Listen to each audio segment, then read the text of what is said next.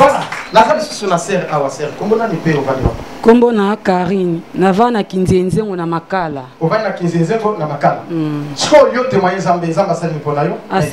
Asali ya minene papa. Ndo moninga mwa mkina tembo na ndo tambola te. Obando tambola te. Mukongo nange buka na kina ndo tambola penza boy lokola koka boye. Alléluia. Na tambola raté so na bina ndako ba simbi nga na fandika na porte nda pona sokola ma fois simba nga a sokola ngai. Na sokola yo. Mama nanga pa zali. Na ndeko ko tambola te. Do na souffrir nga binzambe. Banda papa bana nga kufa pasi zo landa nga boy pona nini. Na sali mokili nini ato sala projet ava projet ne koma do fozwa ka problème.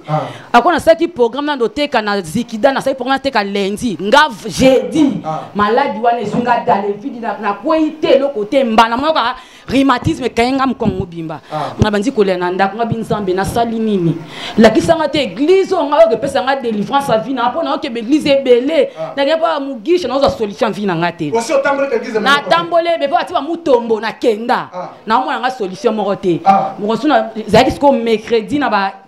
5 heures na fon ka téléphone o kisko prière na yo maman o wumeli pasi tango molai ya kana na kipata 24 heures o ko za guérison ngabi na bengi maman yo ka prière to ndi ko na prena maman so zo bela simbe so zo bela le bon moi simba mulangi ya mai na simbi na ndi puya le sili na zima na mel na toki ngabi on a vu de le téléphone na kende na koma na ya ale na sokoli mwana na mbali ngabi ko na ko nanda ko tambola tembe ata na toka kimbe na zongi na forcité na zui mwana ngabe ko biba rendez-vous na 12h fona kende na zui ko mwana mbaye na osokola yoko bandeko na nga lupango yango ba isa ko mwana nga mobali yango yo Jordi mama sa komi koka boye o kende na e wapi yoka mwana nga taza koka aza mama na nga mwana nga za 9 ans ataza koka aza mwana to kende na ida mwana beni matoko esa muteke to ke église na bendi mwana matoi na zuka na sokole pe na malembe na temisi moto libosa porte mba moto epona kota problème na tele makate na yeto vandia na komisi pe kombo na nga tokutanya papa bia ko tielo na expliquer papa na zo yoka papa ndeko tielo kola na simbi yo guérison la ndombe okota prière à 17h pa na zonga te na ko vanda ti 17h écoutela bato basaki rapi ba monenga na la koto mabe na zonga be ngabi na ko kende te fo le na bona guérison finanga na vandi be prière peut être 19h30 ba ponde pas à côté bo simba reste ko zobela ko ka délivre na simbi pe les prières pe si pona ke le comme a de bakisami ngabi nzambe fa ma de si le bakisambe na za konzima te ye makasi boye na ko ekosila kamada leki na ngata akuta ke pe ngabi simba ngai nazwa bis na prince na ke poma kona ko tambola te poto koma prince ya ki problème posa na mona ka moto na matambe moto pe zate malembe ngabi nzambe pesa bakisami su makasi boye ndenge nini na mati mutuka na komi na la fayette na kiti na zui moto leka na komi na porte li port na biso na telemi pas ceci linga imbala mako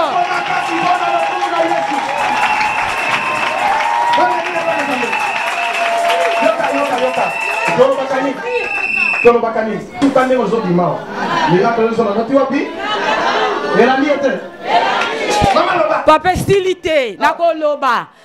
leka na comme la porte na biki le na kote po ko batu koka telemi ngabi to sineki contrat za ka koka na tamba to na kotika koka te na ke mwanda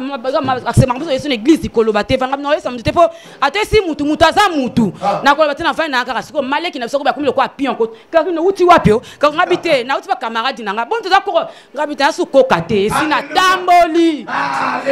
ko si la jeudi wana ndena zabwe na moi si to membe linganga te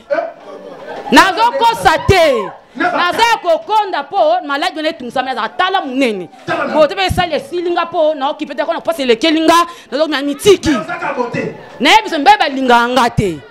le vendredi nga na ye a prière basali ka prière na komi kaka na kipata na coin na ana mbonga transporter grâce à te mutuka mama yo matana ke tiko siko kende alléluia rabi nzambe na ngai oza wapi oza makambo elekela ngai amemi ngati na la fayette abi mama nzambe tinyaka na mema na sunga zo transport zo monter comme soutien na pan o esengo te esengo Yesamaboko makasi pona lokumu na Yesu.